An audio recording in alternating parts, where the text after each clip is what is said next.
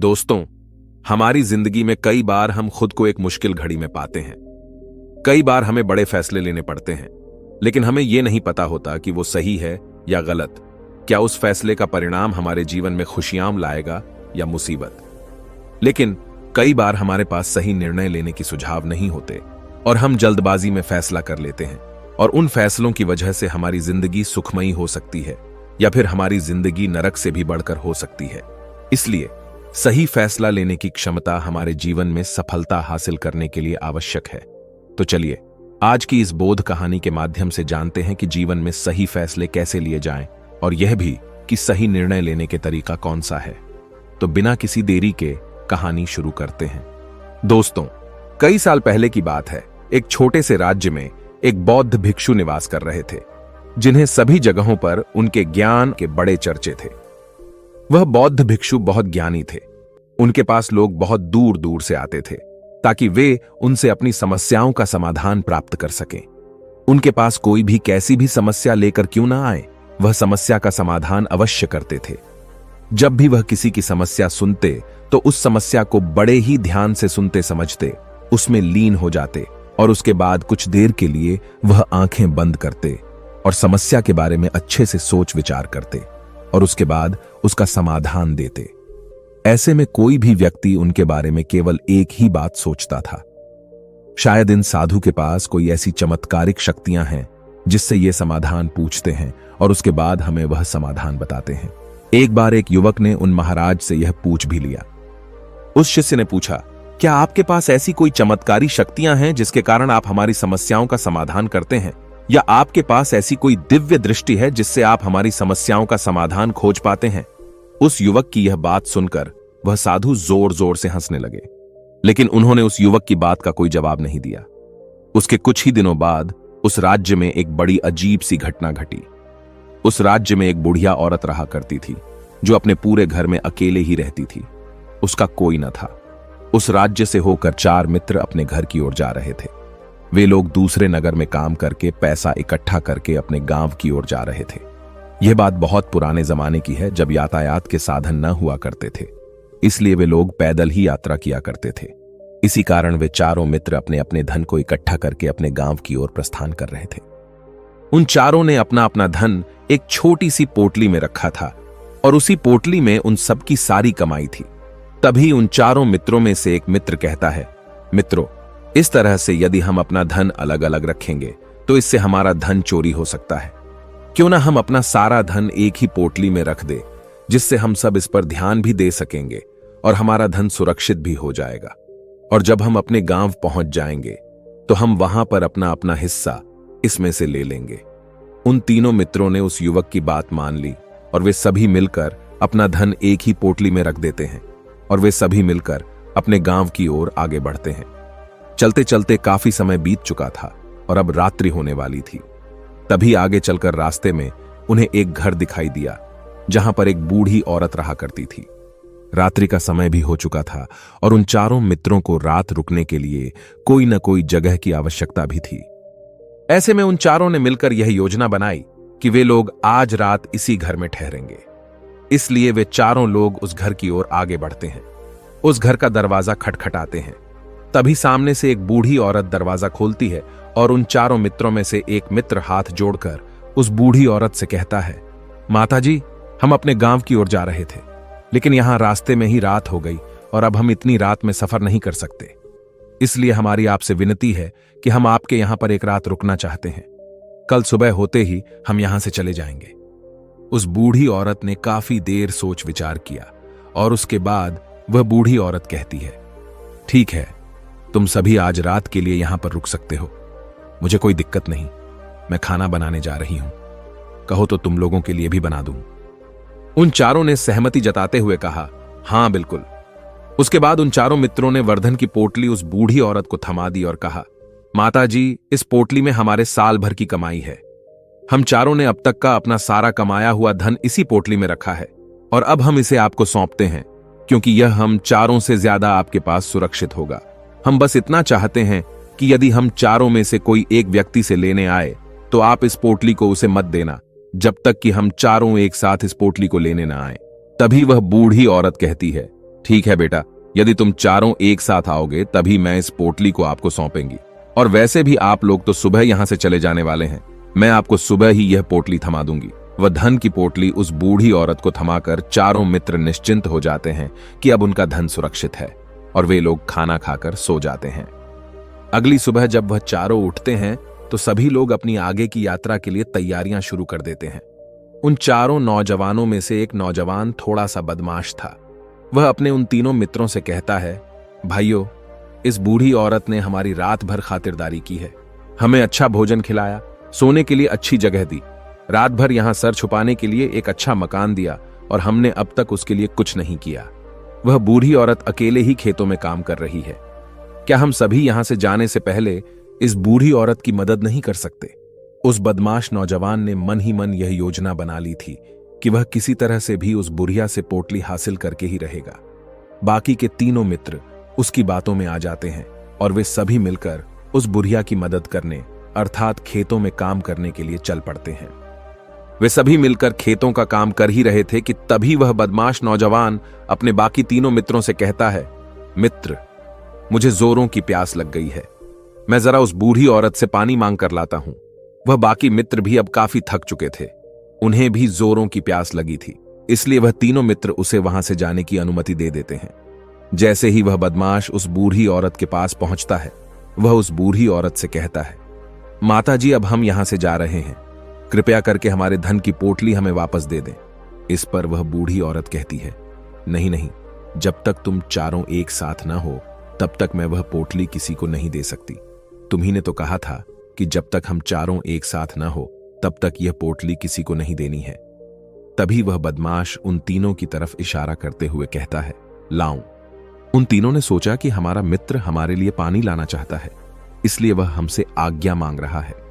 तभी उन तीनों मित्रों ने इशारे में उस युवक से कहा, हां हां ठीक है, ले आओ। ये देख उस बुढ़िया को यह लगने लगा कि अब ये चारों यहां से जा रहे हैं और यह अपनी पोटली मांग रहे हैं, इसलिए उस बुढ़िया ने वह कोट लाकर उस बदमाश के हाथों में रख दी और वह बदमाश उस पोटली को लेकर वहां से चला गया और बाकी के तीनों मित्र अपने खेत के काम में व्यस्त हो जाते हैं। कुछ देर के बाद जब वह तीनों खेत का काम करके वापस लौटते हैं और बुढ़िया से कहते हैं, माताजी, हमारा मित्र जो यहां पानी पीने आया था वह कहां गया? इस पर वह बुढ़िया कहती है, क्या वह पानी पीने आया था? पर वह तो कह रहा था कि हम चारों जा रहे हैं, कृपया करके हमारे धन की पोटली हमें थमा दे। तब तीनों बड़े आश्चर्य होकर उस बुढ़िया से कहते हैं, माताजी, हमने भला कहां वह पोटली मांगी थी, हमें तो प्यास लगी थी और हमने पानी के लिए इशारा किया था। तभी बूढ़ी औरत उन तीनों से कहती है, परंतु अब तो वह पोटली लेकर जा चुका है। तभी वह तीनों मित्र सर पकड़कर रोने लगते हैं और कहते हैं, माताजी, उसमें हमारा सारा कमाया हुआ धन था जो वह अकेले लेकर भाग चुका है। हमने तो आपको कहा था कि जब तक हम चारों एक साथ ना आए तब तक आपको वह पोटली किसी को नहीं देनी है, फिर आपने ऐसा क्यों किया? इसमें आप ही की गलती है। हमने आपको उस पोटली की हिफाजत के लिए रखा था और आपने उसे एक ऐसे आदमी के हाथों में दे दिया जिसने हमारा सारा धन हमसे लूट लिया। हम बर्दाश्त नहीं करेंगे, हम राजा के पास जाएंगे और राजा से आपकी शिकायत करेंगे, न्याय की मांग करेंगे। अब तो इस बात का राजा ही फैसला करेंगे। तीनों नौजवान क्रोधित होकर राज दरबार में पहुंच जाते हैं और अपनी सारी समस्या उन राजा को बता देते हैं। जब वह राजा उन तीनों नौजवानों की बात ध्यानपूर्वक सुनता है तो वह तुरंत ही उस बुढ़िया को राज दरबार में पेश होने का आदेश देता है। राजा के आदेश पर राजा के सैनिक तुरंत ही उस बूढ़ी औरत को राज दरबार में पेश करते हैं और राजा भरी दरबार उस बूढ़ी औरत को दोषी करार कर देता है और कहता है, तुम्हें वह पोटली उस अकेले व्यक्ति को नहीं देनी चाहिए थी। जब उन्होंने तुमसे कहा था कि जब तक वह चारों एक साथ उस पोटली को लेने ना आए तब तक तुम्हें वह धन किसी को नहीं देना चाहिए था। इसमें तुम्हारी गलती है और अब तुम्हें इसका हर्जाना भरना होगा, तुम्हें इनका धन लौटाना होगा। राजा का यह आदेश सुनकर बूढ़ी औरत फूट फूट कर रोने लगती है और राजा से मदद की गुहार लगाती है और कहती है, हे राजन, मैं तो एक बूढ़ी औरत हूं और मेरे पास इतना धन नहीं है और न ही मेरे घर में कोई ऐसा है जो धन कमाता हो। मेरे पास इतना धन नहीं कि मैं इनका धन लौटा सकूं। मैं तो अकेली हूं, बेसहारा हूं, कृपा करके मुझ पर रहम करें। लेकिन राजा उस बूढ़ी औरत की एक नहीं सुनता। वह बूढ़ी औरत रोते हुए अपने घर की ओर जा रही थी। यह सोच रही थी कि आखिर मैं इतना धन कहां से लाऊं कि कैसे मैं उन लोगों का यह धन उन्हें लौटाएंगे। मेरे पास इतना धन नहीं है। मैं क्या करूं, कैसे करूं, कहां से लाऊं इतना धन? यदि मैंने उनका धन नहीं लौटाया तो मुझे राजा मार डालेगा। वैसे भी मेरी ही गलती है। जब उन चारों ने मिलकर मुझसे कहा था कि जब तक हम चारों एक साथ ना आए तब तक वह पोटली किसी को नहीं थमा दी है, फिर भी मैंने वह पोटली केवल उस एक व्यक्ति को थमा दी। इसमें गलती तो मेरी ही है। वह रोते रोते ये सारी बातें सोचते हुए अपने घर की ओर जा रही थी। तभी रास्ते में उस बूढ़ी औरत को वही संत मिले जो उस नगर में किसी भी समस्या का समाधान बड़ी ही सरलता और सहजता से करते थे। उन्होंने उस बूढ़ी औरत से कहा, क्या बात है बेटी, क्यों रो रही हो? इस पर वह बूढ़ी औरत उस संत को सब कुछ सच सच बता देती है और कहती है, हे महाराज, इसमें गलती तो मेरी ही है। उन चारों ने तो पहले ही कहा था कि जब तक वे चारों एक साथ न आएं तब तक वह पोटली मुझे किसी को नहीं देनी। लेकिन मेरी हिम्मत मारी गई थी जो मैंने वह पोटली केवल एक व्यक्ति को थमा दी और वह उनका सारा धन लेकर वहां से भाग गया। लेकिन अब मुझे यह समझ नहीं आ रहा कि मैं वह सारा धन कहां से लाऊं, कैसे जुटाऊं। मेरे पास इतना धन नहीं है और राजा ने तो आदेश भी दे दिया है कि मुझे उनका धन लौटाना ही पड़ेगा। लेकिन मैं यह समझ नहीं पा रही कि इतना सारा धन मैं कहां से लाऊंगी। तभी बसंत उस बूढ़ी औरत से कहते हैं, शांत हो जाओ, मैं कोई ना कोई रास्ता जरूर निकाल लूंगा। इतना कहकर वह संत वहीं पर बैठ जाते हैं, ध्यान करने लगते हैं। कुछ देर के लिए आंखें बंद कर सोचते हैं, विचार करते हैं। मौन रहकर वह समस्या का समाधान निकालते हैं और उसके बाद वह उस बूढ़ी औरत से कहते हैं, बेटी, राजा ने फैसला किया है वह बिल्कुल गलत है। आपने जो किया इसमें आपकी कोई गलती नहीं है। राजा का फैसला गलत है। उन संत के इतना कहने पर बूढ़ी औरत चुप हो गई और यह सोचने लगी कि आखिर राजा का फैसला कैसे गलत हो सकता है। राजा तो सभी के लिए न्याय ही करते हैं और वह कभी किसी का बुरा नहीं करते। फिर आखिर आज राजा का फैसला कैसे गलत हो गया? उन संत और उस बुढ़िया की बात आसपास के खड़े लोग सभी लोग सुन रहे थे और वे लोग भी बड़े अचरज में थे, क्योंकि राजा का फैसला कैसे गलत हो सकता है। राजा ने तो बिल्कुल सही फैसला लिया है। इस बूढ़ी औरत ने ही गलती की है। उन चारों का धन केवल एक ही को थमा दिया। ऐसे में इस बुढ़िया को उनका धन तो लौटाना ही चाहिए। राजा ने गलत फैसला कहां किया है? तभी बसंत उस बूढ़ी औरत से कहते हैं, जाओ और राज दरबार में कह दो कि हे राजन, आपका फैसला गलत है और सही क्या है, गलत क्या है, इसका फैसला मैं करूंगा। पहले तो बूढ़ी औरत इतनी हिम्मत ही नहीं जुटा पा रही थी कि वह राज दरबार में जाकर भरे राज दरबार राजा को यह कह सके कि राजन, आपका फैसला गलत है। लेकिन जैसे तैसे उसने हिम्मत जुटाई और वह वापस राज दरबार लौटी। उसने डरते हुए भरे राज दरबार राजा से बड़ी थर्राती आवाज में कहा, हे राजन, आपने जो फैसला किया है वह फैसला गलत है। इतना कहकर उसने राजा को सारी बात सच सच बता दी। उस बूढ़ी औरत की बात सुनकर राजा बहुत क्रोधित हुआ। राजा ने उस बूढ़ी औरत से कहा, कौन है वह संत जिसने मेरे फैसले को गलत बताया है? क्या उन्हें नहीं लगता कि मैंने सही निर्णय लिया है? मैं हर रोज कई निर्णय लेता हूं, कई फैसले करता हूं, लेकिन आज तक कभी किसी ने मुझसे यह नहीं कहा कि मेरा फैसला गलत है। यदि उन संत ने मुझे सही फैसला न सुनाया, उन्हें फांसी की सजा दे दूंगा। यह बात पूरे नगर में फैल गई। सभी लोग यह जानने के लिए हैरान थे कि आखिर वह साधु ऐसा कौन सा फैसला सुनाने वाले हैं जो राजा से भी उचित होगा, जिसमें सबके लिए न्याय होगा। राजा ने अपने सैनिकों को तुरंत ही आदेश दिया कि जाओ और संत को राज दरबार में लाओ। राजा की आज्ञा के अनुसार वे सैनिक तुरंत ही उन संत को लेने के लिए निकल पड़े। वे लोग कुछ ही देर बाद उन संत को लेकर राज दरबार पहुंचे।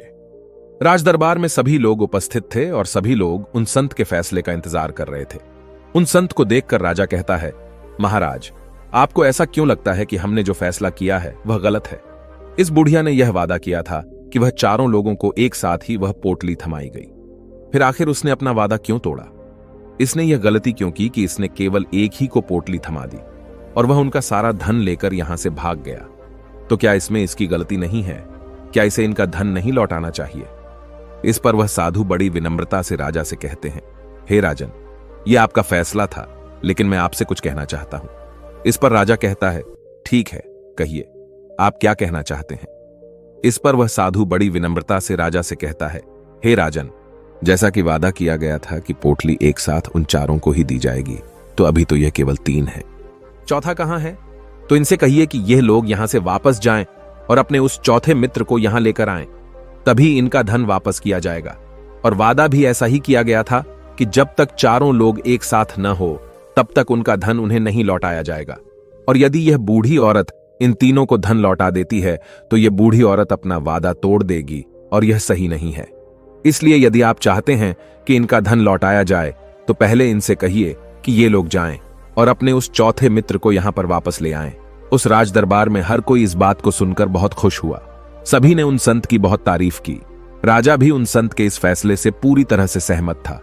राजा तुरंत ही उन संत के सामने सिर झुका लेता है और हाथ जोड़कर उनसे कहता है, हे महाराज, आपका यह फैसला इतना सही कैसे हो सकता है? आखिरी बात मेरे दिमाग में आई क्यों नहीं? मैंने इस बात को इस तरह से सोचा क्यों नहीं? तभी वह साधु उस राजा से कहते हैं, हे राजन, आपके पास और भी काम होते हैं। आप दिन भर व्यस्त रहते हैं और आपको जल्दीबाजी में फैसले लेने पड़ते हैं। आपने इस मामले को सुना समझा, लेकिन इसे देखने में आप गलती कर गए। इसे आपने केवल ऊपरी तौर पर देखा। आपने इसकी गहराई तक जाने का प्रयास तक नहीं किया। यदि आपने इस मामले की गहराई को देखा होता, समझा होता, तो आप भी इसी नतीजे पर आते। जब तक हम किसी मामले की गहराई तक नहीं जाते तब तक हम उसका सही समाधान नहीं निकाल सकते। लेकिन हम में से अधिकांश लोग तो अपने फैसले केवल जल्दीबाजी में लेना चाहते हैं, भले ही वह मामला कितना भी गंभीर क्यों ना हो। हमें तो बस अपना हक चाहिए, हमारा नाम होना चाहिए, भले ही फैसला हमारे लिए आगे चलकर हमारे लिए नुकसानदायी क्यों ना हो। लेकिन हम तो उस मामले की गहराई तक जाने के लिए सोचते तक नहीं। तभी वह राजा उन संत से कहता है, हे महाराज, क्या आपके पास कोई दिव्य शक्तियां हैं? क्या आपके पास ऐसी कोई चमत्कारिक शक्ति है जिसे आप सवाल करते हैं और बदले में वह आपको जवाब देती है, जिस कारण आप सटीक और सही समाधान बता पाते हैं? राजा की यह बात सुनकर वसंत मुस्कुराने लगे और राजा से कहते हैं, हे राजन, यह सवाल मुझसे कई लोगों ने पूछा है और मैंने कभी किसी का कोई जवाब नहीं दिया। लेकिन आप इस राज्य के राजा हैं, इसलिए मैं आपके इस प्रश्न का उत्तर देता हूं। आप में से कई लोगों को यहां ऐसा लगता है कि मेरे पास कोई ऐसी शक्तियां हैं जिससे मैं बात कर सकता हूं, जिससे मैं कोई भी समस्या का समाधान पा सकता हूं। लेकिन मैं आप लोगों को एक बात सच सच बता देता हूं, मेरे पास ऐसी कोई शक्तियां नहीं हैं। मैं तो केवल हर मामले की गहराई तक सोचता हूं, उस बात पर विचार करता हूं, और जब मैं विचार करता हूं तो मेरे सामने कई सारे समाधान आते हैं, और जो समाधान मेरे सामने आते हैं मैं उन पर भी विचार करता हूं, उनके बारे में भी गहराई तक जाता हूं। और जब मुझे लगता है कि इस समस्या का समाधान यही होना चाहिए, तभी मैं समाधान उस व्यक्ति को देता हूं ताकि वह अपनी समस्या का समाधान कर सके। अब आप ही सोचिए, आप जल्दीबाजी में यह फैसला लेकर इस बुढ़िया का जीवन पूरी तरह से बर्बाद कर देते। हमारा पूरा जीवन केवल एक फैसले पर निर्भर करता है। यदि वह फैसला सही हुआ तो हमारा जीवन अच्छा बन जाएगा, और यदि वह फैसला गलत निकला तो हमारा जीवन नर्क से भी बदतर हो सकता है। इसलिए यदि आप सही और सटीक फैसला लेना चाहते हैं तो आपको मौन रहना सीखना पड़ेगा। मौन रहकर उस पर विचार करना सीखना होगा, क्योंकि हमारे फैसले ही हमारा भविष्य तय करते हैं, हमारी जिंदगी का अगला पड़ाव तय करते हैं। फिर चाहे वह फैसले छोटे हों या बड़े, वे ही हमारी जिंदगी को निर्धारित करते हैं। इसलिए सबसे पहले हमें सही फैसले लेने के लिए मौन रहना सीखना आवश्यक है, उन पर विचार करना आवश्यक है। और जब आप ऐसा करते हैं तो आपके सामने एक ही समस्या के कई सारे समाधान निकल कर आते हैं, और जब आप उन पर गौर करेंगे तो आपको यह समझ में आएगा कि उन फैसलों का समाधान कैसा होना चाहिए, कि समाधान से आपको क्या फायदा होगा और क्या नुकसान होगा। या उस समाधान पर सोच और विचार करने पर ही आप उसे समझ सकते हैं, और तभी आप यह निर्णय भी ले सकते हैं कि क्या यह समाधान उचित रहेगा या नहीं। और यह सब संभव हो सकता है यदि हम कम बोलना शुरू करें। कम बोलने का अर्थ यह नहीं कि आप पूरी तरह से मौन हो जाएं। इसका अर्थ यह है कि आप भीतर से शांत हो जाएं, और जब आप भीतर से शांत होने लगते हैं तो आपका मन स्पष्ट होने लगता है, साफ होने लगता है, और आप किसी भी चीज पर सोच विचार कर सकते हैं। और जब आप भीतर से शांत होने लगते हैं तो आप ऊपर से भी कम बोलते हैं, और जब आप धीरे धीरे कम बोलने के आदी हो जाते हैं तो आप साफ और स्पष्ट तौर पर सोच और समझ पाते हैं। आपके विचारों में शुद्धता आ जाती है, जिससे आपको यह साफ और स्पष्ट देखने को मिल जाता है कि कौन सा फैसला सही होगा और कौन सा फैसला गलत होगा। आपको उस परिस्थिति में क्या करना चाहिए और क्या नहीं करना चाहिए। लेकिन हम में से अधिकांश लोग अपने आप को सही साबित करने के लिए, अपने आप को ऊंचा साबित करने के लिए अत्यधिक बोलते हैं, और इतना बोलते हैं कि हर कोई उनकी बातों को गंभीरता से नहीं लेता। उन्हें ऐसा लगता है कि मानो ज्यादा बोलना ही हमारे लिए हमारा शस्त्र है, लेकिन वह यह भूल जाते हैं कि वह अत्यधिक बोलकर मूर्ख बन रहे हैं। लोग हमारा मजाक बनाते हैं, हमें मूर्ख समझते हैं, हमसे दूर रहने लगते हैं क्योंकि उन्हें हमारी बकबक अच्छी नहीं लगती। लेकिन जब आप भीतर से शांत होने का प्रयास करते हैं और धीरे धीरे भीतर से शांत होने लगते हैं, तो आप खुद ब खुद ऊपरी तौर पर कम बोलना शुरू कर देते हैं। इससे आपके मन में, आपके मस्तिष्क में एक साफ और स्पष्ट विचार उत्पन्न होते हैं और आप अपने आप को साफ स्पष्ट तौर पर समझ पाते हैं, देख पाते हैं आपको कब, क्या, क्यों और कितना बोलना चाहिए और आपको कब, कैसे, क्यों, किस तरह से कौन सा फैसला लेना सही है या नहीं, यह भी आप अच्छी तरह से समझ और जान पाते हैं। जब आप कम बोलना शुरू करते हैं, तब आप अपने आप को बहुत अच्छी तरह से समझना शुरू कर देते हैं, अपने आप पर अच्छी तरह से विचार करना शुरू कर देते हैं।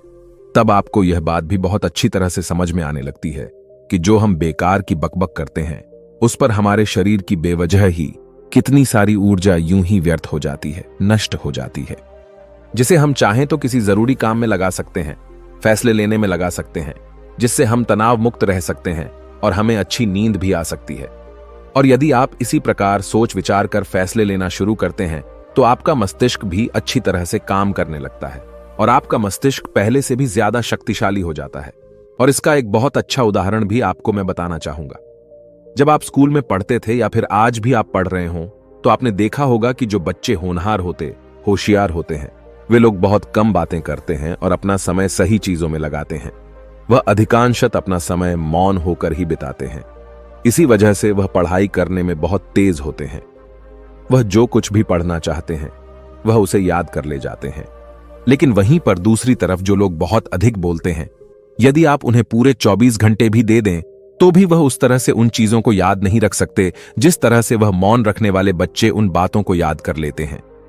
और महान चाणक्य ने भी यही कहा है कि जो व्यक्ति यह समझ जाता है कि उसे कब, कहां और कितना बोलना चाहिए, उस व्यक्ति को सफल होने से कोई नहीं रोक सकता। और आप इतिहास उठाकर देख सकते हैं, आज तक जो भी लोग महान हैं, जो लोग भी सक्सेसफुल बने हैं, उन लोगों की आदत बहुत कम बोलने की है। उनका पूरा ध्यान केवल अपने लक्ष्य पर होता है और अपना पूरा समय वह अपने लक्ष्य को पाने में ही लगा देते हैं। इसीलिए आपको भी यह आदत अपने जीवन में उतारनी चाहिए। और कम बोलने का अर्थ यह नहीं कि आप ऊपर से कम बोलें, बल्कि आप भीतर से कम बोलिए, भीतर से शांत रहिए।